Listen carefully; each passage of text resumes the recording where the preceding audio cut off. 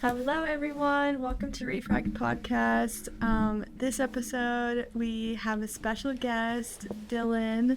We're going to talk about mindset, fitness, goals, and yeah.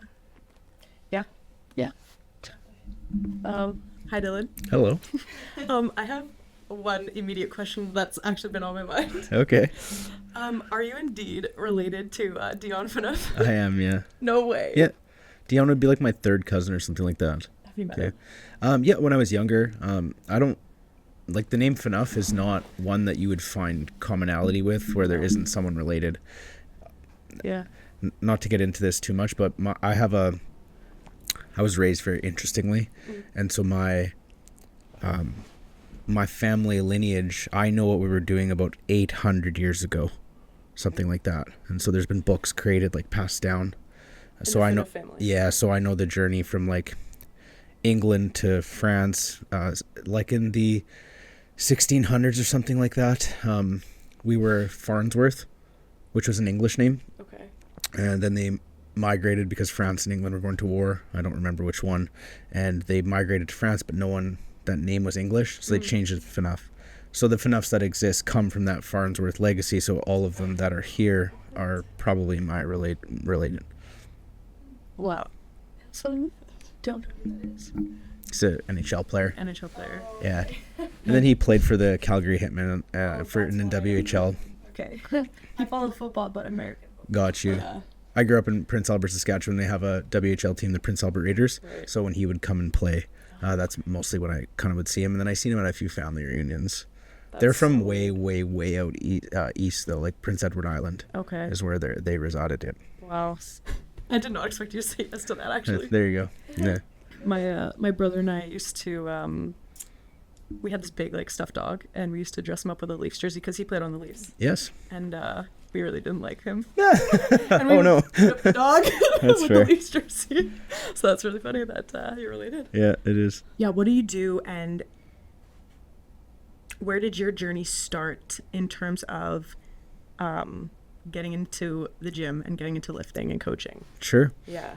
So my journey started in 2011, at the tail end of 2011. I was, I got into fitness through the gift of injury. And so I was like obese growing up as a kid. My whole family was obese. That was just normal. I grew up in a heavy Roman Catholic household, but that created extreme personal responsibility. So I was never one of these people that was overweight and thought about losing weight because I thought that God just made me that way. And I grew up in a very small community, so it was affirmed. So like the type of place where my teachers were school teachers of my uncle or my dad, right? So it's like they'd be like, that's how you guys are, like that's the Phaneufs, they're big, and so like I just thought, okay, well, I'm big. But what that did at a very young age was it allowed me to accept harsh realities. Even though that wasn't reality, I took it on and I was like, okay, well, I'm not going to be able to move my body in the ways that some of these other people can, so I have to get smarter, and that's going to be my competitive advantage. And so kind of growing up, I left home really, really young. And when I was 20, I fell 5 stories, broke my spine, my left ankle, both heels, and my elbow. And funny enough, my elbow still doesn't go straight to this day or turn. And so that was scary. And there was like a moment where potentially paralysis was on the table. And because I was overweight and I was 20 years old, I never... How did you fall? What did you fall out of? So I fell through a building, actually. Okay. I was in construction sales at the time, and some of the product on the roof was failing. So I went up to check the roof, and there was a piece of sheeting that wasn't nailed down, so I stepped on the bottom, and then it just went like that. So I went through the rafters, through the drywall, down into the concrete. And I had never been for like routine blood work or anything like that. I was 20 years old, living in chaos and sin. And so when they came, like obviously you're broken in a hospital bed, and they're like, hey, like we did some blood tests, you're pre-diabetic, your cholesterol is out of control, and your blood pressure's through the roof. We have to start you on statins. So like all these medications that I would consider old people medications. And, just laying in that hospital bed, just starting to fester and think about it. I was in the hospital for about 6 weeks. And that definitely wasn't the rock bottom. I came out of the hospital more depressed than ever. I had a construction business at the time. You were 20. Yeah. And it was doing pretty well too. And so, but when you're young and able-bodied, especially in that type of industry, once I couldn't do the work anymore, everything just fell in. Like everything was relying on me. It's not like I had people in place. I was 20 years old, you know? And so my business kind of like went under, and then I got highly addicted to morphine and Valium because they were, you know, drugging the hell out of me, just like sitting there. So I was sitting there in a chair, just deteriorating. And one day, I'm not sure what happened now. Like I wasn't really walking with the Lord as much, but now I know it was just his hand on me, like guiding me. And this is where addiction is a little bit misunderstood. And I remember like laying in a recliner, and I had one of those like TV trays beside my recliner with like my remote and everything. My pills were always on there. And I remember it was like a Friday or something, and my mom was working on a Saturday, and she was helping me like if I had to drive somewhere, she would help me, you know, take me. And I remember thinking like, oh crap, like I only have a certain amount of pills for a certain amount of days, and she's working and stuff. So I started to like panic. And then it just hit me clear as day. I was like, Dylan, this is it. Like you're in it. This is addiction. Like this manifestation. Yeah. Like something came to me, and I was like, what is this? And I'm a very strong-willed person, so I remember like dragging myself out of that chair, dragging one leg to the bathroom, and I just flushed all those pills down the toilet, and then I was done with it. And it took probably a month or two of like going through pain, etc. And I went for a follow-up. This is so funny. It's funny to me now. I went for a follow-up visit at the doctor, like just to check on my back and things like this. Maybe 6 weeks after I had got out of the hospital, I was heavier than ever because I had been eating my feelings, and I wasn't working anymore. So all the movement I had done went right into sitting in a chair. And my doctor said, you know, your back's okay, blah, blah, but your insulin levels are worse. And so if you come back here in 4 weeks, I have to start you on insulin injections. Get this. I was so terrified of needles that I cried in my truck by myself, and I was like, I can't do this. No way. I'm not doing it, you know? Yeah. And so that was the motivation for me to be like, I got to lose some weight. I don't know how I'm going to do it. I don't know what to do, but I know what not to do. Yeah. And then I got into bodybuilding, and now I could army medic myself in the forehead. Isn't that ironic? You know, it's just like so funny. So, obviously 10 years later, but. And it's the most unassuming things that I feel like got you or caused you to take real steps. Like it just came to you one day. In hindsight, there's nothing that you remember reading or seeing. It was literally just fear of, oh crap. And then same thing, like, oh, my insulin, I can't take needles. That's really what like caused the action. Yeah, that was the straw that broke. Obviously there was like, you know, signs and steps leading up to that, but that was the thing where I'm like, no, I can't be doing that. No shot. That is so crazy. And then so I just started going to the gym, and you know, I didn't know what I was doing, obviously, you know, and doing some cardio, and I got it was really weird. I got very intertwined with the training of bodybuilding quick, to where like I picked up a copy of Arnold's bodybuilding encyclopedia, and I was doing those crazy workouts, and I loved it. You know, even though I had never really moved my body in that way, in kind of a strength training way, I was like that weird person that was 6 months into training and thought I was like literally Arnold, even though I was still 100 pounds overweight after losing 50, you know, like complete delusion. But anyway, so that was kind of my journey to getting into the gym. And then the first 16 months, I lost like 155 pounds, something like that. And then of course, like a crazy person, because I'm obsessive, it was like, well, if I'm doing all this, maybe I should do a bodybuilding show. And so I went from that into my first bodybuilding kind of prep and show, and I had lost more than I weighed. I got on stage at 137 pounds after having lost 155, and so I had lost like more than I was actually weighing at the time. It's really interesting. 137 is crazy. Yeah, it came dead last too, which is not good for my mental health at all. Because like when you, like, to me, it was like I'm the most jacked person in life. Like this is incredible. Like as a 135 pound natural, which is so funny for me to admit now. But then having my body subjectively judged that quickly after my brain hadn't caught up to the new body that I had created. Right. And because you put in so much effort, you knew how hard it's you like worked. changed my whole life, and changed everything. Walked away from friend circles, walked away from different things and that was all for the good. Like I was selling drugs and doing stuff that wasn't good for me, but that fitness kind of like got me to obsess about other stuff that led me away from like dark paths that I could have easily walked down. Right. So fitness saved my life for sure. Wow. For sure. In a multitude of ways. That's so cool. Wow. That's awesome. It's been a wild ride. Yeah. And that started when you were... I was about 20. Yeah.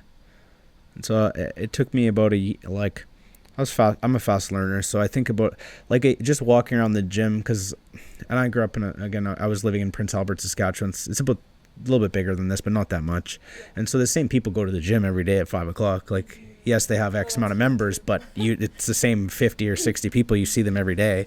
And so over the course of a year, it's like I would have been really obese, and then all of a sudden I'm in great shape. And so people just started coming to me and be like, how did you do this? And they'd be like, you need to teach me how to do this. I'm like, well, I don't really know how I did it exactly. And so I just started coaching people for free and doing in-person training. Like kind of trial and error to figure out how you did it in your mind. Like you built programs. Yeah. And you communicated it to people and they got results. Yeah, it's a great question. The Lord's always, and I thought this was me. And so in part of dealing with my super ego, he's always, he's anointed me with the ability to reverse engineer things. So like once I figure out a pattern, I can replicate it. And so I'm very good at seeing what causes outcomes and then breaking them down. That's why I'm a good problem solver. So if you're not going where you want, I can look and figure out the inputs that are causing that shitty outcome. Right. The root. And or if a good outcome is present, then I can reverse engineer how it got there and repeat the things over and over. That's key. I feel like I struggle with that. I'm like, all of a sudden things are good. How do they even get here? I feel like it takes me a long time to process how I get back there. And it's because we focus on the micro and then we make it a big deal. In almost anything, this isn't just fitness, because we all have the need to control things.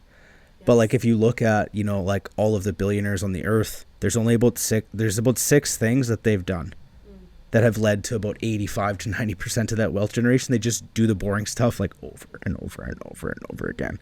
And I was very curious, so I would try lots of things, figure out what didn't work about them, kind of like the Bruce Lee method, intake everything, throw out what doesn't work. I don't get emotionally attached to information very easily, and so that caused me to learn a lot very quickly.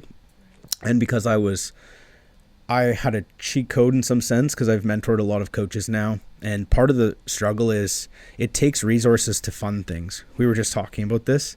So I was working in corporate, making well into the six figures, and then living like I made $40,000 a year. And so, because I've always been pretty good with money, and so I would fund my training business like before it was making money with my job, if that makes sense. So it'd be like, oh, I'm going to go to the Olympia and meet a bunch of people. Well, I would pay for it with my job. Even though I had maybe 8 clients, it's like there's no way that that's enough to fund these type of things. But I started getting exposed to people, networking, and that really helped me as well. Cool. So are you still coaching right now? I am, yeah, definitely. What do you think is like your favorite and least favorite thing about coaching? I would say the more experience I've collected, my least favorite thing about coaching is just almost knowing instantly who has it and who doesn't, and then feeling the pain of that. All right. That is brutal. Think about that. Yeah, because there's character markers that I can see very clearly that are going to determine someone's outcomes most likely. And sometimes I'm wrong, so it's not always right, but like pretty accurate judge. So you can look at someone and be like, you don't have. Yeah, within about 3 to 4 check-ins. It's not that they don't have what it takes, it's that they're unwilling to see what it takes.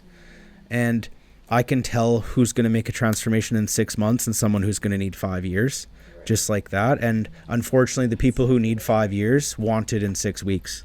And so that's where it's like, well, there's this spirit of delusion and control that I'm trying to account for. And there's no amount of fitness information that can overcome that, because it's a personal struggle. The thing that I like the most is, because I've acquired a lot of wisdom, when someone's willing to be coachable, I no longer really consider myself like a bodybuilding coach or a physique coach. I consider myself a human builder. And so it's kind of like, you're probably going to make more money. Your relationships are going to get better. Your communication is going to get better. Your self-worth is going to get better. And your body's going to get better as a byproduct, just from intaking some of the wisdom that I've earned, hard earned over the years. Have you had some of your, like the people you coach challenge you on that? I'm sure you have, where you tell them something because you've learned it and then they're like, sorry, I haven't learned that myself. I can't. Yeah, all the time. Yeah. And you get good at communicating like that. And again, just like predictive patterns. I understand quite a bit about human psychology, so I can predict where the hangups are going to be. So I already know how I'm speaking into each person before I, like in my head, it's like, okay, if I have to tell you a certain thing and I'm like, based on the way she responded to these other things, this is going to be a hard task. So then I come with empathy and humility, and then I try to relate to self so that they're more open to hearing the information instead of just do this, do that, which some people kind of need that. Like, listen, I'm not over-explaining this to you, just need to act. And so everyone has a different way that they see the world. And once I can break that down, I can usually get through to people. That's nice. So it takes huge, like you're already really vulnerable when you're being coached. And then you're also, you're not just redoing your body, you're redoing your whole mind as well. And in order to redo your body, you have to redo your mind. It's why I focus so much on mindset, because your mental model and what you know and how you act in the world tells me what you believe, right? So people will always tell us what they think. That's not what you believe, because you'll act on belief. Like, you put your seatbelt on because you believe that it's worth doing because it would save your life, right? So if just thinking you should go and train your body or train your mind, but if you don't believe you're actually worth doing it, it's worth doing, or you're worth it is usually actually the main thing, then you're not going to act on that. And I don't think I see, and maybe I'm just not exposed to it, but I don't feel like I see a lot of content like yours where it's that just as much emphasis on your mindset as your workouts, because it's connected, it's inseparable. But I don't see that a lot. It's been so interesting because I don't either. And it's hard for me to sound like, because social media platforms reward speed. And that's part of why I've worked on becoming really articulate, because I need to philosophize with a hammer. I need to say more with less so that it can be said faster. But even then, like 60 seconds is very difficult to articulate maybe 10 years of wisdom into a topic point in that amount of time. Yes. And sometimes you can be saying something with absolute truth and value to it, but that person is just not able or willing or positioned to receive it. So yeah, and it's hard, right? Because unless someone has a connection to you, it's like we're so used to taking this feed in, right? So it's like feeding our mind, and everyone's always telling you this is your morning routine, it should be like this, or your diet's supposed to be like this, and there's so much of it that I think people are just getting lost in the weeds. The job has changed. It used to be education would actually help people, now it hinders people. So this is how old I am. When I started online coaching wasn't really real.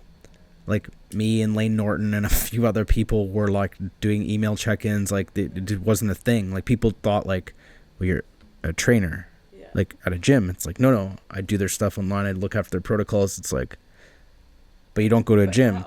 Or like, for instance, like coaching bodybuilders way back in the day, like myself and a few others would be some of the first people who started utilizing what they would just call like, now it's called a whole bunch of different names, but like if it fits your macros or flexible dieting. Like, I brought up the concept of macros, and then in my home province it was like, what is this? And I'd be like, well, your meal plan that you've made with chicken and broccoli and these other foods is comprised of macros. And the spirit in the industry was like, no, those foods, like there's like 15 foods, this is what creates these bodies. And it's like, no, this energy balance offset is what creates these bodies. And so that's so common, because you could go on social media now and that's all you hear is a calorie deficit, right? But like, that was not a thing at all. People were not talking about that 12 years ago. I've seen keto die and come back 3 times. Yeah, I think because the younger generations will grab hold of the same old stuff. The carnivore diet, that was the Atkins diet, and it was the Vince Gironda diet before that. Right. So it's like that. You guys gotta talk about the carnivore / animal based. Okay. I've been on the plant-based diet for a few years now. It's called the human we're a species. It's the human diet. Yeah. I like it. It's good. What do you think of Paul Saladino? I've actually met Paul a few times. Really? Yeah. So sick. Really? Yeah. Paul's really good. So it's interesting. I actually have an old podcast with Paul from COVID that I should bring back up. And Is it posted? God, I've archived a lot. That's the thing. Like, I've done a lot in the last 10 years. It's like, you know, how can you be relevant in so many spaces for so long? And now the standard of content quality is so high. That would have been just like a Zoom laptop, you know, kind of podcast that we did. But I was challenging on him on some of the things he wrote in his first book that now he's redacted. So, like, I never took fruit out of my diet. And I was telling him, like, based on the Krebs cycle and, like, how the brain uses glucose for fuel, I don't think, because he was hardcore with, like, Sean Baker and all those, like, straight up meat and organs. Not even eggs, no butter, none of that stuff. I know. And then he started talking about how that's bad for you. Like, he did tests and stuff, and in long term, it's not good for you. I told him that. I said, listen. Talking about animal-based diet. Yeah. We were talking about, and I even predicted how his blood work was going to suffer in 2 to 3 years, because he had came from veganism and started carnivore. And I said, yes, you're going to, because he just try. Yeah. He had some he's got psoriasis and some autoimmune stuff. So you go looking, and I've done all these things. So I knew what they were going to produce. And so it's like, yes, but then your hormone function is going to be shitty on the vegan diet. You'll come off that, go to carnivore, and all these ones will improve. But then in 2 years' time, if you stick to it, these will be the markers, like your cholesterol, serum, your iron is going to be a little too high, etc. And that's what he found. And then adding back in fibrous fruit through foods, like, fixed it. So that's funny. Yeah, that's awesome. That's so cool. Wow. He's really nice, though. I really like Paul. Yeah, he's so smart, and, like, yeah, I really like his videos. They're fun. Your mom and I don't know, your grandma. My grandma got on it. Yeah, my pop's got on it the same way as me. My grandma's been on it. They also all have, like, arthritis and stuff like that. Like, I personally don't have any of that, so I didn't start it because I was struggling with muscle and swelling stuff like they do. But I started because I never really had bread and pasta in my diet anyways. So I just wanted to. Yeah, a little Latina diet is very. Yeah. So now when I have carbs like that, like bread and pasta and desserts and stuff, it, like, really upsets my stomach. That makes sense. And then I bloat.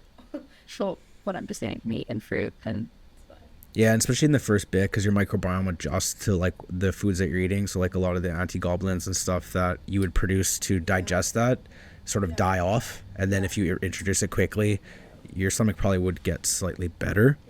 And I think part of the misunderstanding with some of that is, like, there's foods, because no one, in my opinion, this is controversial, very few people have autoimmune conditions.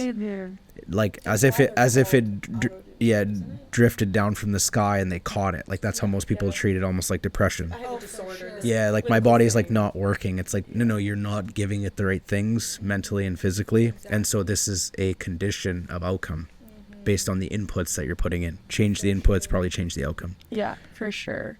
And I've noticed, honestly, a huge difference in my hormones and, like, everything in my body. Taking beef liver every too, my skin, everything, beef liver and organs every day. So funny enough, like, probably 5-6 years ago, I had a lot of clients from Kelowna here, and they were all eating raw beef liver in the morning, and of course it was like I was this crazy capsules. Grass-fed capsules because it's great, but if you ever try the difference, like, eating like 25-30 grams of raw beef liver in the morning, you can tell that it has most of the nootropics in it that we pay for, like, in supplement stores. Like, I remember the first time I took it, and I'm like, holy man, I want to go outside and hunt something. I feel incredible. Yeah, really, honestly. And I thought it was like placebo, and so I would test it on and off and try it with and without. Yeah. And definitely not placebo. Yeah, no, it's not. I know. I started taking it raw, but after a while, I just couldn't. It was just the taste pretty bad again. But the capsules, it's the same. Like, they're grass fed. It's just beef with organs on there. Yep. And it depends desiccated. Which ones you get, yeah. So it's very good. I use it in functional health cases a lot. It's great for heme iron and a few other B vitamins and things like this. Yeah. Yes, for sure. Yeah. It's kind of a segue question. It was, We yeah. could talk about food Yeah, forever. it's a large topic. Everyone Yeah. eats, right? So, Everyone eats. Everyone loves food. yep. Deep down, maybe. Okay, so what was my connector to this? Oh, right. When we had started talking about everyone thinks that they have an autoimmune disorder. Some people are like, I am clinically depressed. I have this disorder, and they identify with it. And so, I think that it's beneficial, and it's you get privileges in today's society if you have something wrong with you, if you classify as something. So I just had this question. Do you feel like you hold on to some battle or some demon or thing because you know that the fight is good and it keeps you motivated and it makes you feel like you're doing something? Like it gives you purpose to hold on to this thing that is also hurting you. Your identity can be tied into fighting, and you don't want to let go of it, again, because it gives you purpose. Yeah. So sorry. I think that this is biblical in some sense, right? Like we often don't want to let go of the snake that's biting us because we're not walking in faith. And usually the gifts and anointings and blessings are on the other side of instruction. And so when we're not following instruction, oftentimes we suffer. And so when people come to me that have anxiety disorders or any form of, psychophysiological ailment, oftentimes all I have to do, and first off, what you notice, so a few things, women are a lot more sensitive to negative emotion, biochemically, so that this is something that I see them suffer with more, almost like identifying with it in some sense, and that is because they can derive purpose from it. And when you don't feel like there's a way out, you see the world through a story. That's why the Bible is such a great book, because we can see it through a story. We have to orient ourselves through a story, and most of these people just haven't been heard or seen in years. That's literally it. So if I give them a floor to tell me, where I actually am treating them in my questioning as if I care about them, I'm not trying to, move the conversation in a way that makes them feel uncomfortable. And most people are very shocked when I say this, but they'll tell me, let's say, their life story and or kind of the current timeline that they've undergone these issues. And I tell them honestly, yeah, it sounds like your anxiety system's working perfectly. I'd be really anxious if I had your life too. Your life is shit. Simple. Right? So, yeah, and it's like, that sounds harsh, but you'd be surprised the drink of water that is for someone who's never been told that. Because when you're told, this is how you are, and here's these pills, and this is your existence, you're okay the way you are. Inside, you're screaming, I'm not okay the way I am, and there's something in your spirit that knows that, and that drives you crazy. It makes you feel broken. Right? And so I want to empower people where it's like, yeah, and this is why, right? We start unpacking. It's like, well, you should probably quit your job. You should probably leave your relationship. You should probably move out of the city you're in. God's calling you to adventure, and you haven't answered the call for 15 years on anything because you haven't walked in faith. And, then we've had maybe some therapy affirm some of these things, and then now there's an authority that you're giving your spirit to say, okay, this is how I'm being judged, and this is what I am now. And a little bit on how this works, and that's why, like in the instructions of the Lord, shoulders back, head up, looking to the heavens. Why is it the heaven? Why is it up? Why is heaven up? It's because we need to orient ourselves towards the highest good. We were designed to carry burden with grace, right? And we all have our own individual crosses to take. So when you're avoiding the call, you're going to feel like chemically imbalanced. And we derive positive emotion from movement towards a perceived goal of value, not hitting the goal itself. Right? So if you set out to train for a 10K marathon and you can't even do 1K right now, most of the positive emotion is found in going from 1 to 2 to 3 to 4. And as you get closer to it, the more positive emotion you're going to get. There is sort of a climax. You go do the 10K run, you get your scoring. Then it's like, well, now what? what's the next thing? Yeah. That's not the thing that's actually, and most of us abdicate our happiness when the happiness is actually in the adventure. And that's the call. He's calling us to adventure, The journey. not for the outcome, Yeah. right? The outcome is a byproduct of the work. And so when you look at how most people have their life set up, they're waiting for their ship to sail in, instead of understanding that, no, you got to cut down the trees, find the rope and weave it, and then sail that crappy ship you just built across the Sea of Galilee and see what happens, right? And at the same time, battling a culture that's about efficiency and productivity and doing things as fast as you can, Bingo. which is so hard. It is hard, and it's hard to tell someone like, hey, you dug yourself this hole. This is probably a 5-year escape route. And that's hard to face, right? Because it's like, and you know it.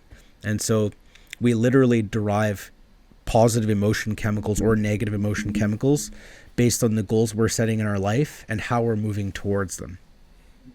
Great. Right? So if you set up a relationship in your life based on the hope that it would produce these things and it's producing none of them, well, it's normal that you would feel bad.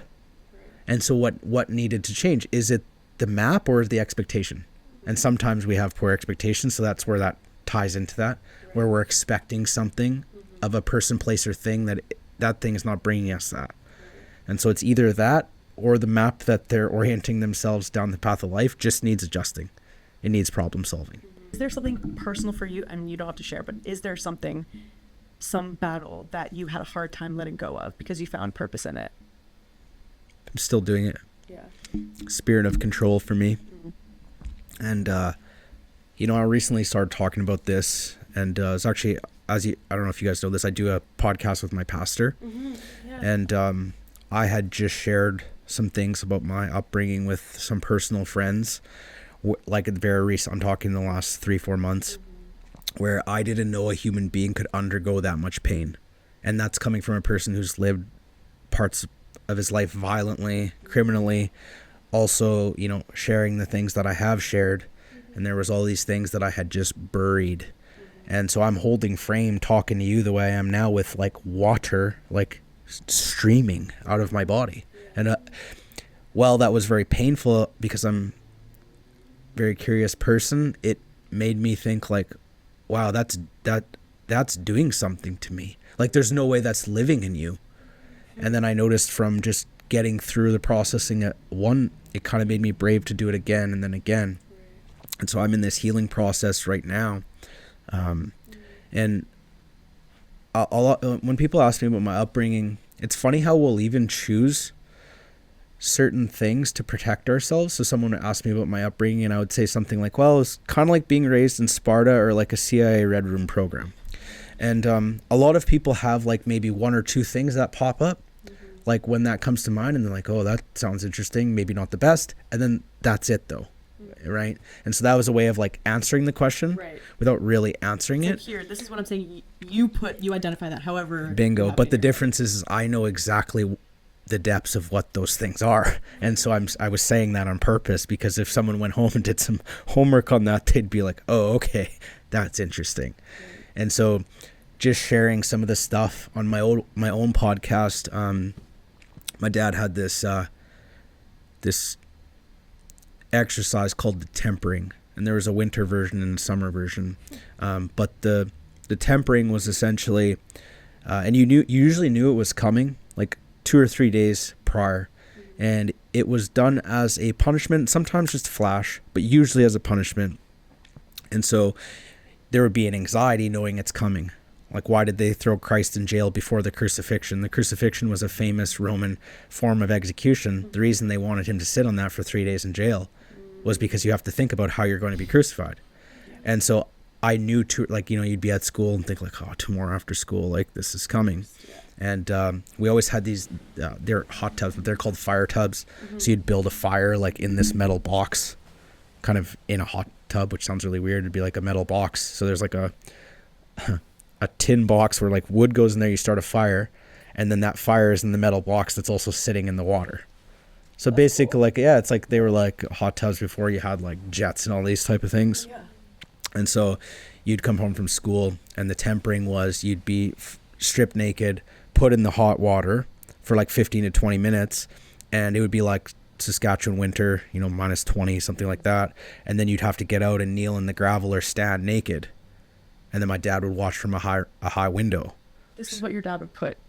Yeah, so it's called the tempering, right? So it's like that was designed to create mental and physical resilience because you knew it was coming, and then you had, you know, like a warm tub, but then you're getting out. And then why did they strip Jesus naked when they crucified him? Because it's the most humiliating state that you can overcome, right? And so dealing with and there's probably like 15 or 20 of these things, and some of them I'll never share publicly. That's like, I ranked them in hierarchy. And so I'm sharing the one that I think is like the nicest in some sense. And I'm still working through some of the healing through some of that. But it's been a miraculous journey because it's reframed my dad in my mind. And so the thing that, to answer your question in a very long-winded way, the thing that I was holding on to was that I was going to prove him wrong. And then I realized that that's just a battle I made up in my head. There's no proving him wrong. In fact, if I'm going to hate him for what he's done, then I have to hate him for what he's given me. And I wouldn't trade it now because I wouldn't give back what it gave me. Right. And so as soon as I realized that, yeah, and for the last 10 years, something like that, I've been trying to figure out with not much success, like how to progress our relationship, you know, and just, I know it's not going to be what it could be because there's a lot of history there, but just, you know, he's getting older, he's not well. And so I've been thinking about it for 10 years. And when I started walking with the Lord, you know, I was really determined that I was going to figure this out. And so about a year ago, you know, after being saved, I just was obsessing about how I was going to do this. And I was very frustrated because it almost felt worse, and it felt like the Lord really wasn't answering me at all. And there was just nothing there. And one day I had this revelation which made me an even deeper believer, because it's like, I don't get ideas, he gives them to me. Like if they were in your head, did you just go find it? No, it got inserted in there, right? And so I was sitting there and I was crying out, you know, in frustration and pain. I was thinking like, I was asking him to reveal himself to me because I was tired of talking to myself, basically, in this regard. And finally, and sometimes he'll speak to me like this, and I think he needs to because my personality. He was just like, Dillon, I've made you intelligent enough. The reason I'm not talking is because you're asking stupid questions. And I had to think about that for about 2 days. And 2 days. It's not a long time. yeah, I think about things for sometimes way longer than that. But lucky enough, I was able to come across the idea that all of the questions I was asking in my head, or presuppositions, were actually what I was going to get. It was what the inner child in me was trying to seek, right? So as an example, how can I fix my relationship with my dad? Right. How can I do this? How can we get here? Yeah. Crafting outcomes. And when you're intelligent and you're good with your speech, you can have a bad habit of falling into Luciferian intellect because you can craft outcomes in the world. Yeah. And so and then I had this thought, and I don't know, this is the one he gave me, was what could I do for him? I started weeping instantly. It still gives me goosebumps, because all of a sudden now the Lord was there and I'm talking to him, and it was like, see, I told you you're asking stupid questions. I'm not. And then he taught me a valuable lesson, which is, if you're not hearing me, I'm not talking to you if you're asking stupid questions. And so since then, I've been able to see his face and communicate with him almost instantaneously, because I already know by reverse engineering, once I did it once, I could do it again on another subject, right? So like once I had that key, all doors shall be open to me in that regard. So you were using your intellect for your own gain, so Facts. you could do, but once you gave that to God and let that go, then he could use it in a way that I'm sure you've seen the absolute blessing that you've been to everyone around you, and the blessing to his kingdom as well. Oh, I appreciate that. Yeah. Like from that, I crafted it, like right after that, my heart started flowing, and I wrote my dad a text message, and I know it changed his life, which is really cool. Yeah, he did. Yeah. It was essentially like, hey, I've been thinking a lot, and I'm paraphrasing, but like, hey, I've been thinking a lot about just us and everything, and I know we've tried in the last 10 years, and we have gotten closer, and, you know, we've healed some for sure. And, you know, I'm at this point now where I want to thank you, because everything that I've lived has made me who I am. And I now understand that I'm going to be the generational inflection point in our family. And so that's what you get. So what am I doing for it? What can I do for you is to show you that even though you had unique methods and you tried to teach me things that I didn't understand at the time, God was using you as a tool to prepare me for what I'm to do. And breaking generational curse is very hard. And so if I hadn't been granted the strength that I have now, I wouldn't have been able to fight the battles I've already fought and the ones that I'm destined to still. Wow. We've been hearing a lot about breaking generational curses. I don't know if this is just the generation or the time. And it's the generation. It seems like it. Yeah, well, I've... It takes like 3 generations, doesn't it? Yeah, and I've kind of unpacked this. If you start to think about, you know, all of the spirits that we can embody, right? Because if you're acting something out in the world, it's essentially a spirit has consumed you, right? So whether that's like the spirit of fear, the spirit of scarcity, the spirit of violence, spirit of famine.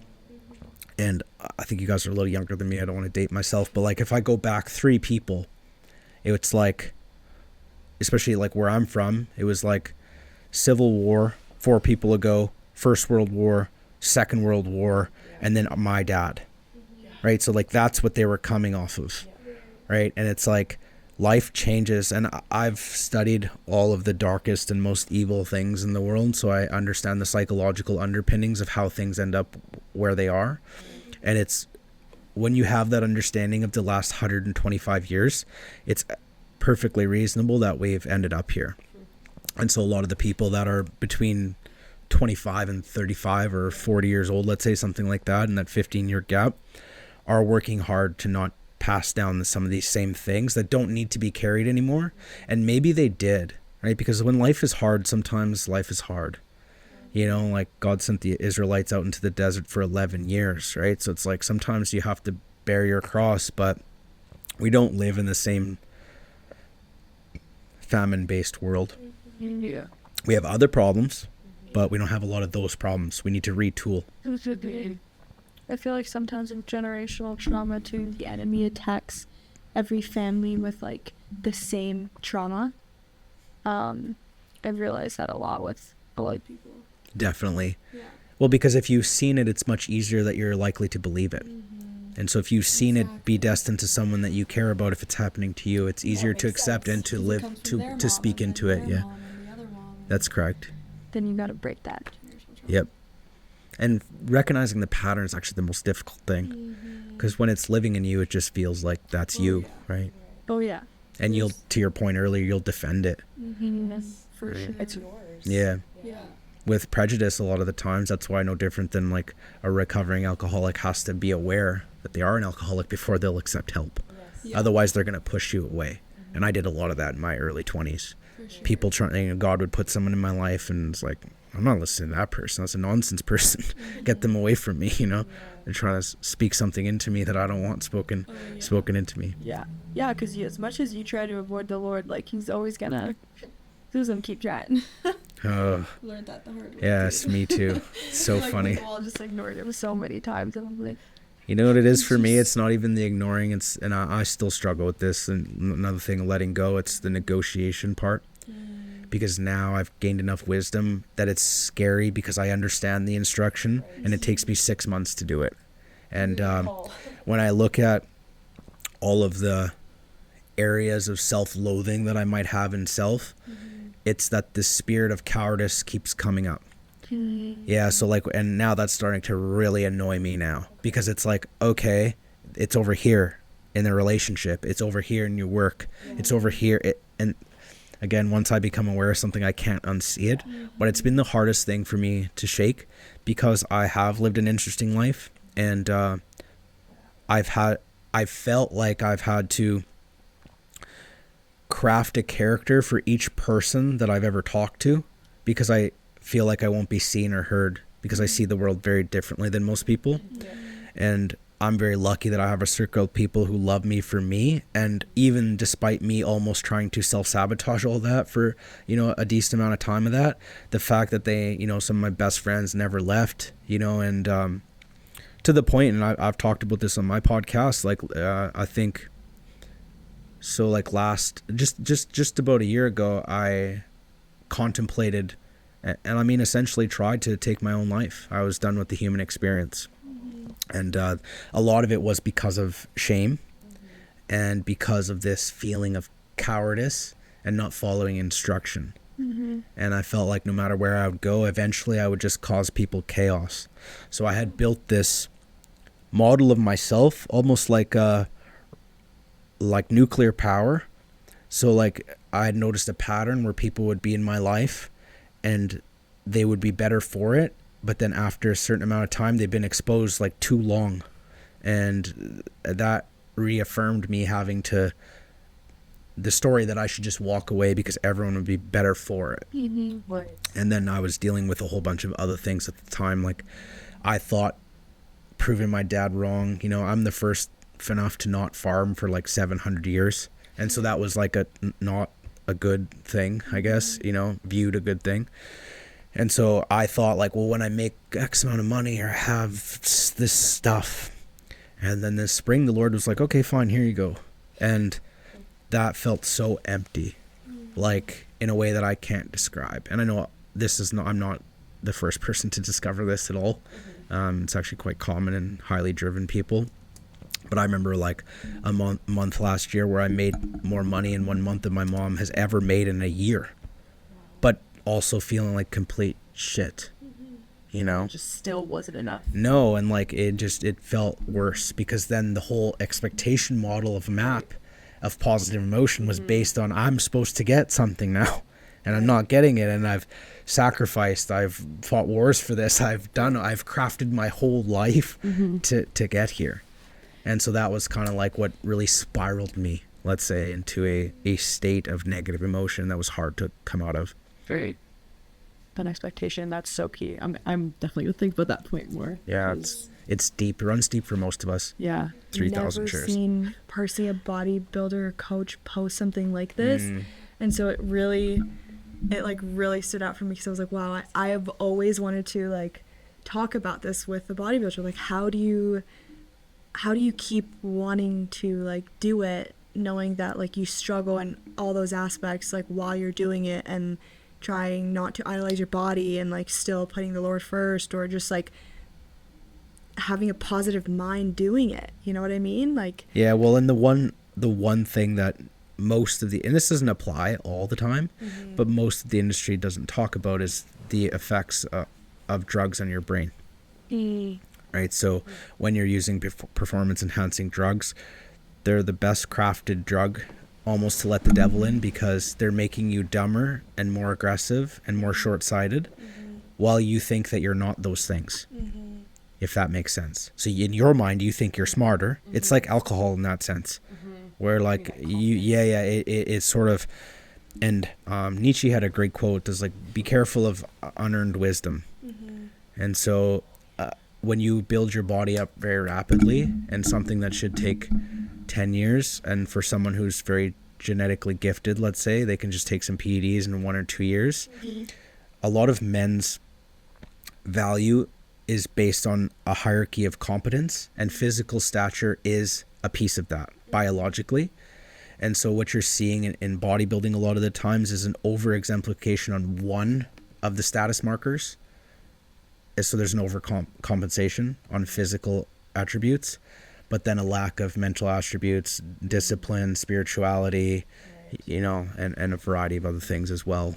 Right. yeah, And usually, not always, but usually even like career and making money. Like I've seen many young men like sacrifice like good opportunities because they're going to chase being a bodybuilder, which like, what does that even mean? It's not a real thing. It's like made up kind of. and I'm curious to know, how do you keep a healthy relationship with God and just like a positive mindset when you're chasing that perfection? Like I'm always curious about that. It's such a good question. Yeah, when And if I'm just speaking to it honestly, I'm not sure, because I came to the Lord after a good while of already know. So he gifted me something I didn't understand. I got into the fitness industry, and I don't have good physical genetics, you know? And so even now, for how long I've been training and how much I know, like I've coached plenty of people who in like 1 year are as jacked as me, you know? And that he did that for me, not to me, because I already struggled with the super ego and Luciferian intellect. So if I had blown up physically, like my business partners, if I was just walking around at 240 and jacked, I would have burned down the world like around me more than I already did at times. And so I was already walking with I was done with bodybuilding personally, like not coaching it, but just like really having it be something that I was like North Starring all of my efforts towards. If I'm being honest, I'm 100 times more interested in cognitive capacity and business than I am in like bodybuilding as a hobby to me. Training is just like something that I need to do till I'm dead. And so it's like, how do I just train forever now? And how do I set that up? So I'm looking at like a lifetime map instead of bodybuilding forces you to look at your life in 12 and especially with drugs, even like 12 and 16 and 20 week cycles, right? And then you're just living to get healthy to do the next cycle. And a lot of these people are living like that, but you don't see your life through 20 weeks at a time. And if you're building your map off of that, it's like wandering aimlessly and hoping you hit something and then wondering why you're not happy. It's because you're not moving towards anything of real substance. And then even if you do a show and you do really well, your life doesn't change in any significant way. Yeah, okay, a few girls give you attention, or guys, and or you get a little trophy. But then guess what? Wednesday after the Saturday show, nobody cares. It's just you posting throwbacks of your physique, and you know, and even going pro.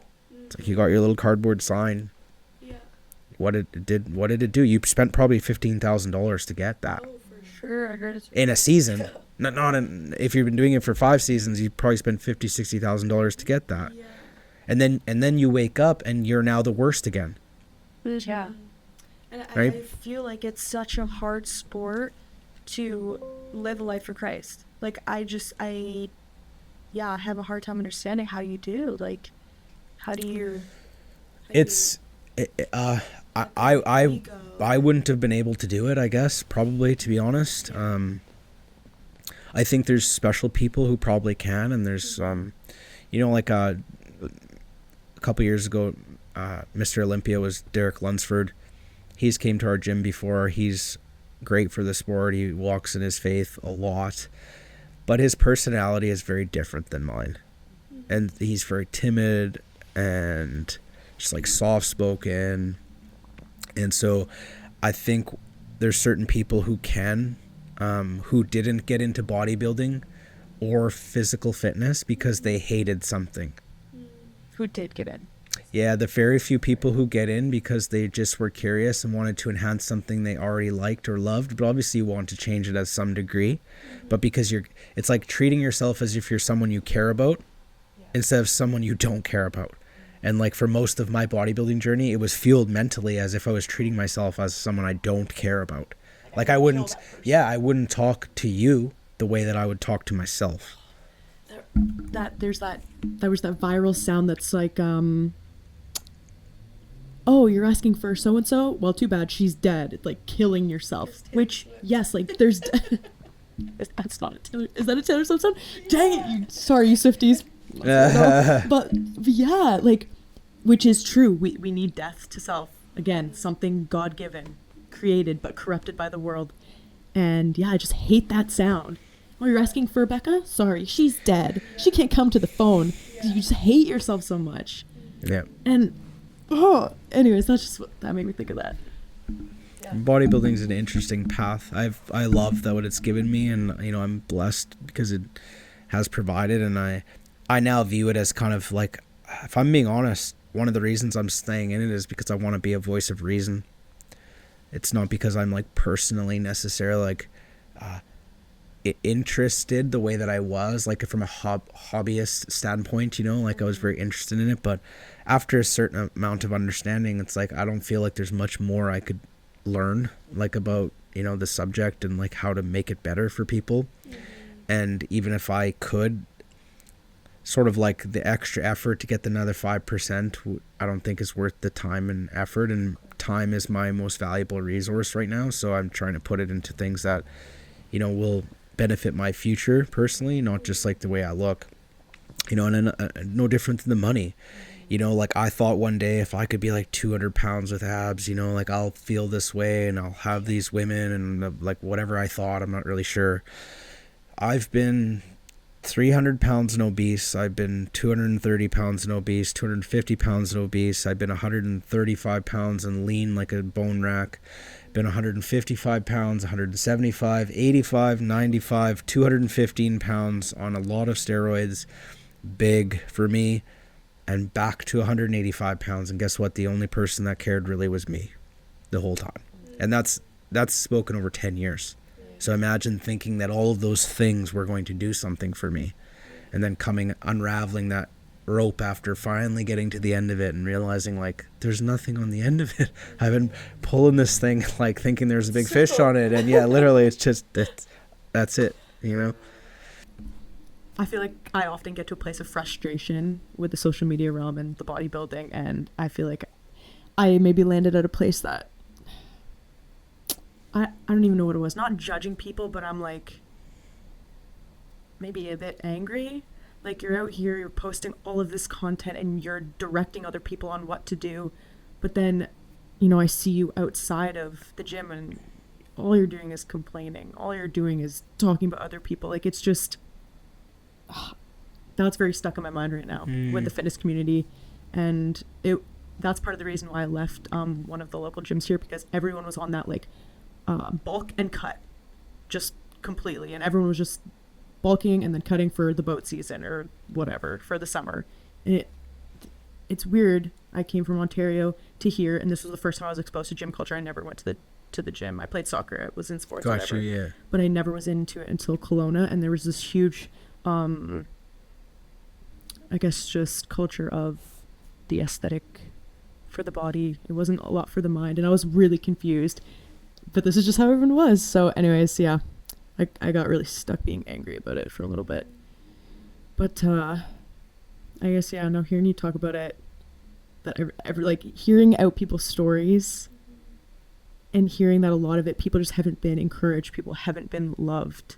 They haven't been taught how to love themselves. Yeah, and you know, I took some heat. Like, keep in mind too, you know, like again, just like trusting and walking in faith. I started a faith-based podcast with a pastor who's now like my spiritual mentor and close friend, but like that wasn't something I was talking about on my page. Yeah. You know, and keep in mind, my page is what has fed my family and my, you know, like that's been my income. And so to one day wake up, be like, okay, well, now I'm going to start talking about this other stuff, knowing full well that it was not going to necessarily be received with open arms. Yeah. Because when you're speaking truth in a place that's suffering, they're going to try to outcast you. Mm-hmm.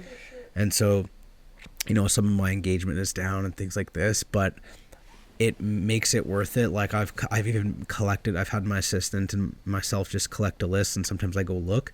I think like now we're at like 150 people have reached out to me. Those are the ones who have reached out to me in the last 6 months, who have been like, hey, since you've been talking about your faith, like I either picked it up again or I was brave enough to bring it to work or brave enough to bring it here. And so to me, it was like, that's exactly why he put this on you. Right. And my whole life has been built up to withstand storms, so a little bit of annoyed people here and there doesn't really bother me, to be honest. Yeah. Bible says store up your treasures in heaven. Yeah. Yeah. And further his kingdom. That's the most valuable thing that you could do. That's right. Yeah. Beyond money, you know that. And beyond money and weight. there's a lot of people in the industry that could use a good word. And so, you know, yes. We'll see where it takes me, but for now I got more fighting to do, so I'll stay for a minute. I was reading Corinthians 6:19-20. Do you not know that our bodies are temples of the Holy Spirit, who is in you, whom you have received from God? You are not your own. You were bought at a price. Therefore, honor God with our bodies. And it made me feel like God created us to enjoy food, and He created us to practice like self-control and restraint, and just our body is our temple. He wants us to be healthy, and like He shows us that in His word, and he designed us being humans who operate physically, emotionally, and spiritually, and he's shown us through his word how we should maintain healthy. And like, I know you've witnessed, like, sometimes I struggle with feeling like that's like literally so impossible, and struggling with like body issues with the social media, just like you're constantly seeing different new diets all the time. This is what's gonna help you get an hourglass abs, this is what's gonna help you like get big glutes. And but it's important to just go back to his word, and he has given us so many practical ways to implement healthy practices in every aspect of our life. When we make like a decision to like live for him, like he shows us that, and like following his plan for our lives, like we'll find more fulfillment and joy to stay healthy. And like following biblical principles will just lead us to a path to a healthy lifestyle with him. And I feel like I want to share that more with people that struggle with body issues and diets, and that's why I have a hard time wrapping my mind how in the bodybuilding like sport how you can stay healthy. That makes sense. It does make sense. I think that I really like that. It's a great passage from the Corinthians book. I think when we're looking at scripture, it's riddled pretty much everywhere, right from Proverbs, like in the Old Testament, from King Solomon, right to the Gospels. One thing that God really seems to not like is not being responsible for your actions, right? We saw that in Genesis with Adam's treachery of taking the fruit from Eve. God wasn't necessarily upset that he took it as much as he was that he blamed Eve and wanted to take no responsibility. And so he doesn't like sloth, he doesn't like laziness, and he doesn't like overindulgence of anything, right? Because too much of anything could become a good thing. And every time that a culture has risen to have way too much overindulgence of anything, they self-implode, and or he resets, one of the two, right? The Tower of Babel, the Egyptians had gotten to a point where he literally told them, repent now, change this, or I'm going to take power from you and you'll never have it again. Guess what? Egypt's been never what we would call a G7 country ever again. They literally civilized the world, and they've been poor ever since. You know, like they were the superpower of the world, and 3,000 years later, their economy's never recovered. Like they've never done anything. Just the U.S. next, North America. We can get into it. I think that we were very much headed there. I think that there's some unexpected people that God's using, and I think people can't see that yet. But I think that there's actually a course correction coming. I think that the Lord's coming back right now in real time everywhere. Starting to see like all these towers of Babel fall, things that were built up. And, you know, as much as social media has contributed to that, it's also been a factor. Like he can use anything, you know, so it's been a factor in, I think, setting some of the course straight in the culture. Yeah. So I think you had talked about how toxic bosses can ruin productivity.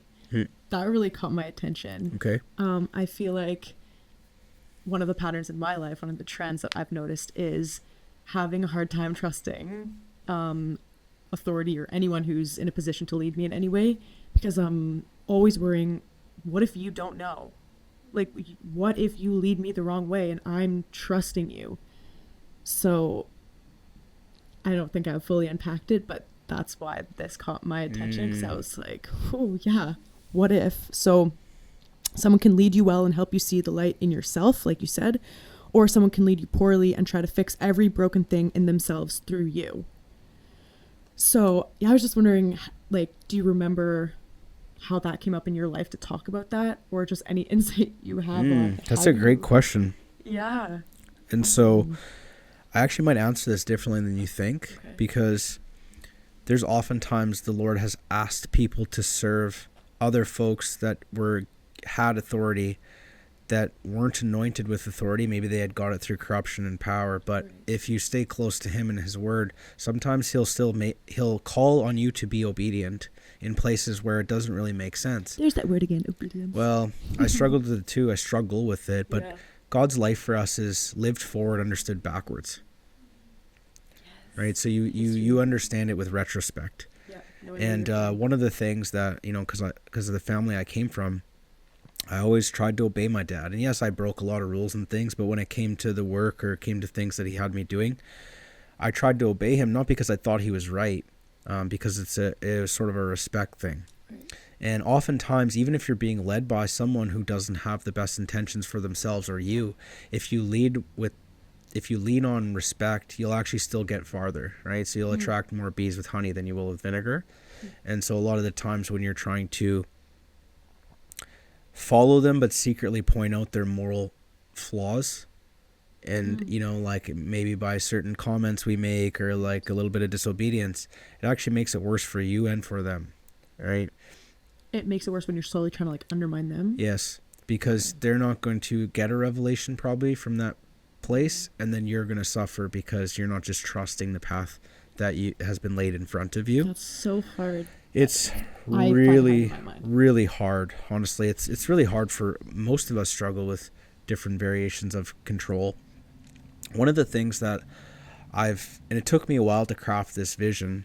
And I really like comics and things like this, so I was kind of a big comic book nerd. But I really liked. I've taken a lot from like what Walt Disney created, and so I want to create something so big that everyone's dreams can live inside the bubble that I've created. Okay. Right. So, example, like we were just talking about this. One of the gentlemen that works for me has always wanted to do like have his own business doing media, etc. Well, he's young, and it's like, okay, well, let's grow together. Right. So it's like whatever thing you can build, I'll put to work within the structure of what we're creating on a grander scale.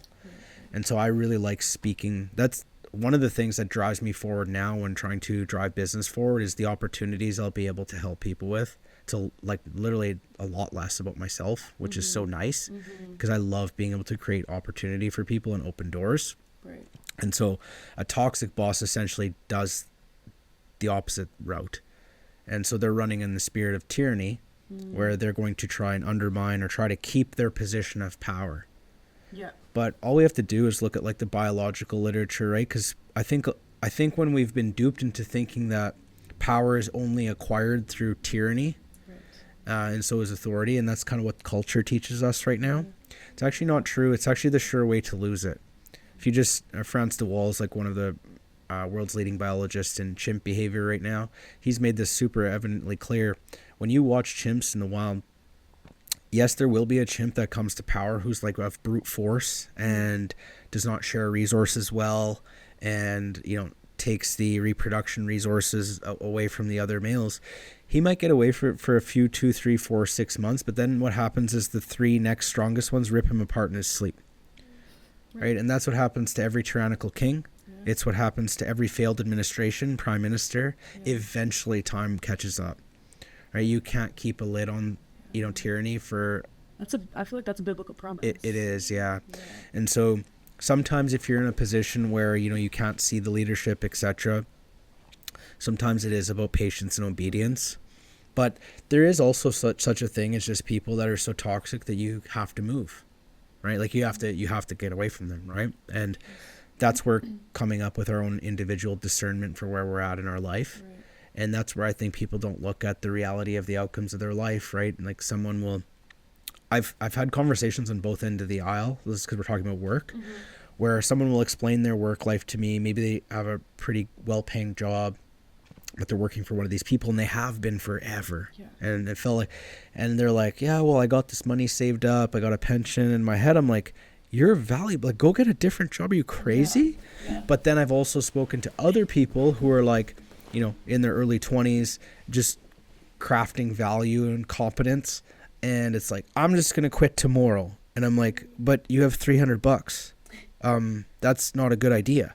Because if you think you're suffering now, wait till you don't find a new job for 2 months, lo and behold, that was to happen. You're going to suffer in different ways. And so again, it's just taking an idealistic and realistic look at the map we have in front of us and carrying ourselves out accordingly. Right. That is good advice. And I think it's also hard to give advice on that because, as you mentioned, all situations are different. Some situations require you to change and go somewhere else, and some require you to stay and have patience. It reminds me, I think, is it in First Timothy where it talks about even wives submitting to your husbands? We've talked about this before, and people tend to stop at that point. But the following passages talk about wives submit to your husbands, and when they witness that you submit and yield to them, they will, I don't know the exact words, but that will essentially like lead them to faith. That will lead them to God more than you fighting them and disrespecting them and coming against them. They will just witness how you were living and trusting God, and that will be much more beneficial for the both of you. Yeah, that's something, male-female dynamics, something I'm really interested in. And so it's as biblical as you worded it, and the reason that is because men feel love through respect. Right? And so the feminine frame is to outpour, and there's a mothering energy that comes with that. And so when the masculine spirit isn't leading, then the overbearing mother has to become born, and it's kind of like, why are you playing these video games? Why are you doing this? But that's a lot of disrespect. That's a lot of disrespect. Yeah. I like Freud a lot, actually. Me too. But you have to, and I've seen that, like a lot. The overbearing mother, it's a spirit I've seen embodied around me and around other people. But that's just not going to move you the way that, and I've tried this in real time. So and I use this because it's a quick story. I was working with a young lady multitude of years ago, and she was considering leaving her relationship because she just felt like she was more driven, and she was going to school, I think, and kind of working like 2 jobs and going to school and doing all these things. And her partner was working as well, but not that much. And he was playing a lot of video games, and sometimes you drink on the weekends. And so she was just kind of fed up with it, and their communication was poor because what young people have great communication? Nobody. And so we had this chat, and I had just asked her, like, can you walk me through, like, when you're trying to communicate these things, like, walk me through that. And so she did, and it was kind of what I imagined. Like, he's playing the game, and she comes in. It's like, you're always just playing this game. Like, I can't really get you to, like, why don't you want to do more? Like, is this what you want your life to be, etc. And I said to her, you're going to try something a lot different the next time. You're going to try it once for me and see what happens. And if it doesn't work, then I support whatever choice you make. And so I said, what time does he come home? And she was like, usually about 5 o'clock. And I said, so at about 6, when he's like really intertwined in that game and his attention's like really pulled into it, make yourself beautiful and presentable as you can. Put something nice on, walk in the room, and become the object in the way of the TV, and say, hey, I just want to talk to you for a few minutes, and then I'm going to leave you alone. You can play the game. I was thinking about you and why I selected, to build a relationship with you, and it's just because I see so much potential in you. And the reason I get upset when you play these games is because I can't conceptualize how that is going to bring forth your potential, and so it upsets me. Because I know that the person that I'm going to be with long term is going to be driven and want to create these things and I don't want to be the person, like barking at you all the time, because that's not who I am. And so I'm going to be done with that now.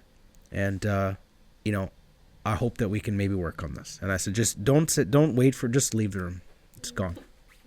That must have been so humbling. Yeah. Yeah, he did. Yeah, almost all the time. Almost all the time. Well, you have to speak the king out of men, right? If you think you're gonna like tyrannically move them, but it's like if you're gonna come at a man in a masculine spirit, that's a challenge. If you think you're gonna come as a female and overpower a man with a masculine spirit, you're not thinking. It's not going to work, right? Because it's like, well, whatever you think you have the depths of aggression and stubbornness, there's 100 times more in that well, right? And I learned very young from studying history that the feminine spirit is like the most powerful spirit that exists. It's literally what causes a coup in a country. It's like, if I want to get to a king, I don't send a man, I send a woman. It's like how we talked about a little bit, like the quiet Or the calm of course. spirit. It's just different. Yeah, and if you look at all of the greatest kings and most of the greatest entrepreneurs, there was a woman speaking the king into them the whole time, and actually even directing some of the vision, because the man will go out and build it, and it's usually spoken to through femininity and through deep belief, and the man will literally like build the pyramids, or because everything that men do for status is just to attract female attention. The reason that expensive cars exist aren't for men. They're to signal that I can competency for women. One of my close friends literally said that. Like, he was like, we do these things. You think we do these things for ourselves? No. But that's the opposite. If there was no we do women, stuff for ourselves. We don't do things for men. that's facts. If there was no women, everything in this men would have. You ever see like a college dorm room? Yes. Men would have like including me. I have a bed on the floor. I've lived like an army man for multiple years in my life. They're just. It's literally right. The reason that you have decorations even in your house is even as a single man, is the reason that maybe a female might come there and you might not scare her away from your lair with your, disgustingness, basically. And I've had men like that are just so comfortable with that simpleness. They're like, no, we're just simple. Like, that's just how men are. Like, they don't have the chase to want more, to want that feminine side with them. Because they're just convinced that men are just like that, and they're just realize their potential. Yeah. Yeah, like there's nothing that's really done by men that isn't driven by the female very often in the competency realms. Because women select for like 4 major factors. One of them is general reciprocity, so you guys are very in tune with not only the ability to future signal resources, but future signaling resources and reciprocity together. That's very powerful. General intelligence, so the fact that you could problem solve. And then like for women, looks is like last, right? Versus men are way more attracted to what we see. Women are way more attracted to what you hear, which is why men will always lie and women will always wear makeup, right? Because an uncompetent man can model what a competent one sounds like and then mimic it through speech, and then you guys will hear it. Right. Which is the same reason that the devil used Eve to pick the fruit. Because you guys struggle with negative emotion biologically more. He knew he could speak into her insecurities, get her to pick the fruit, and he didn't have to convince Adam's ass stubbornness to do it. He just had to he knew when she did it, she would convince him to do it. Because she led him. So he convinced her, and then she led him. We've been the same since the beginning of time. Yeah, pretty much. Wow. And then God spoke, and there was man and woman. Wow. Dang. I'm very interested in this body of literature in general. And it's because I've always had this sense for when things don't make sense. And in the last 5 to 6 years, things just haven't made sense to me. And I didn't really know why, though. I just always had this instinct and this intuition built in, and I'm like, this doesn't make any sense. And so I started to look into it, and I'm like, oh, we actually know a lot about this, actually. And everything that is being perpetuated in the culture right now is completely and utterly wrong. Absolutely.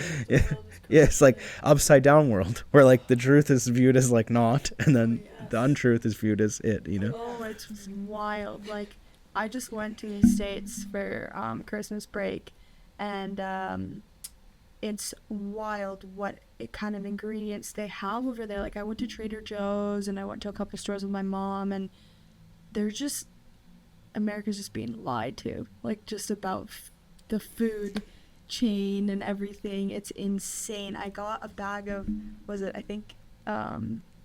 was a bag of some chips, and I bought it, and I took it back home, and I looked at the ones from Vancouver, and I'm like They're the same chips. they're the same bag of chips, but the ingredients are like seed oils and like colors and stuff like that, and the other bag is like so different. Like, it's so crazy. They're convinced that food is just or that food is like good for you, and it's wild.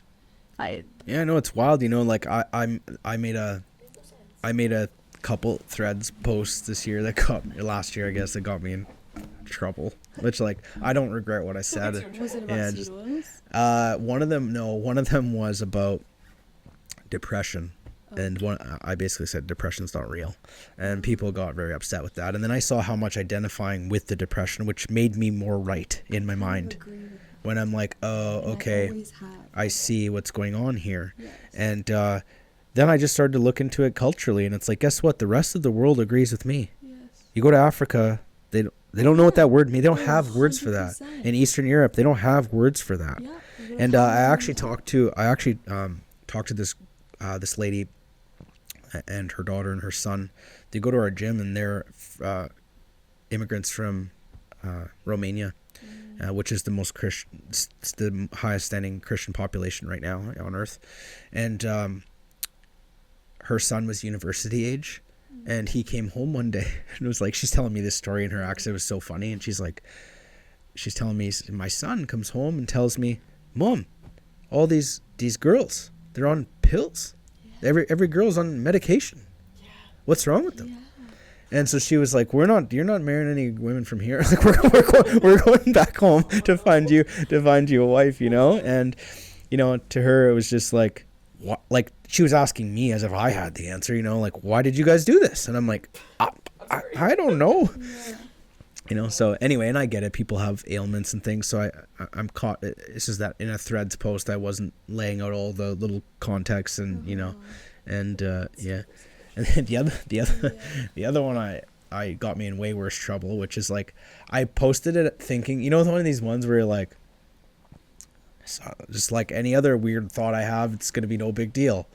And then I woke up like sleepy eyed and get my phone in the morning, and I'm like, 3,700 comments. That's bad. And then so I opened it, and I'm like, oh, I'm in trouble now. And it was a post basically on female promiscuity and how it's probably poisoning you a lot more than you think you are. Oof. And then just like watching like some of the, you know, defenses to that. And I pinned this comment, and then interestingly enough, the comments stopped. And so there was a comment on there from a person who had 2 young daughters. And I replied to her, and I said, actually, that's no problem, because the way you're advocating for this, that it doesn't matter. The Lord is going to have your 2 daughters walk through the path you walked through. And that's perfectly fine, right? You'll send them down that path because you're fighting for it, you're advocating for it. So that tells me that you believe in it. So you're going to try to get them to do everything you've done, that you're standing on. Jeez. And then it was like, As a mother, that's like, yeah. I agree with that too. Like, I don't think depression and anxiety it's real. Like, it's all like spirits to me. Like, you open a door to let that in, and it's like positive thinking equals healthy minds, right? And like God shows you how to just like put that focus on Him, but you're putting that focus on that depression and anxiety, and you're becoming that, which is like insane to me. And I feel the same way too. Like, we talk about this all the time. Like, it's so rare to find girls that are not on any sort of medications. It's because they want to identify as that. So It's a numbing device, right? We've gotten so used to not having to fend for our emotions. We've known this for a long time. As an example, in the First World War, we had a lot more psychiatric clinics globally, especially in the G7 countries. You know, like that's kind of where a lot of these behaviors would go, and that wasn't exactly all rainbows and sunshine either, right? So then that's kind of where this whole, you know, there must be like something wrong with these people that we can just fix with pharmacology. And I don't think that was the right sort of plan forward. But in the First World War, when they started bombing London, there's tons of accounts of like a bunch of men who basically were like unresponsive, like such bad psychiatric condition that, you know, like they're in mental hospitals, like unresponsive, or, you know, when the bombs started falling, most of the men were shipped over to Germany at the time. And when they started bombing some of the main cities in like London and a few of the other ones, there's tons of accounts of these men putting on their boots and getting in fire trucks and like different things. They haven't left a mental hospital for 5 years. They're driving tanks, like self-taught. And it's because the second they had purpose and meaning, guess what? There's something to strive for now. There's something to carry. Right, so depression, anxiety cured instantly, right? it's so normalized. I honestly have really enjoyed this conversation, and yeah, it's been really cool just like talking to you and meeting you, and it's really awesome that you came all this way to come on the podcast. Yeah, I just really enjoyed the conversation. Yeah. No, me too. Absolutely enjoyed this. I remember day one meeting you, and I think I remember specifically we had talked about somehow we were making a metaphor between the body and how society is changing, and I was like, dang, this guy gets it. So it's really cool to now, after all this time, come in and chat to you and really get into it. And like I said, I'm thankful for you and the content that you're putting out, because it's not something that is out there. It's not something I see at all. So thank you for that. And yeah, we'll be praying for you as you go. And yeah, spread the word in Edmonton. Yeah, we think. I appreciate you guys having me on. It's a lot of fun. And, you know, it's always nice to see people just really striving, you know, especially younger people, trying to make change in any way that they can. You guys are very brave to do this in a world that does not really want truth spoken about it, or, you know, anything of just even controversy or different ideas. You know, so I'm proud of you guys for doing that. And like I said, it was a lot of fun. I enjoyed the conversation, and I'm happy to know that some of my weirdness was what you remembered about me. Absolutely. I can't remember that conversation. I'm like, oh God, what did I say? No. Especially at shows, because I get so manic. I'm so competitive, you know? So it's like, Oh, you're just like, yeah, like you would have seen like calm here, but then in the back I was probably just like charged, just going. Yeah, I feel like I get PTSD after show weekends. Like I wake up and I'm like, what happened again? or You know, just or I witnessing get into, like hunt mode. Yeah.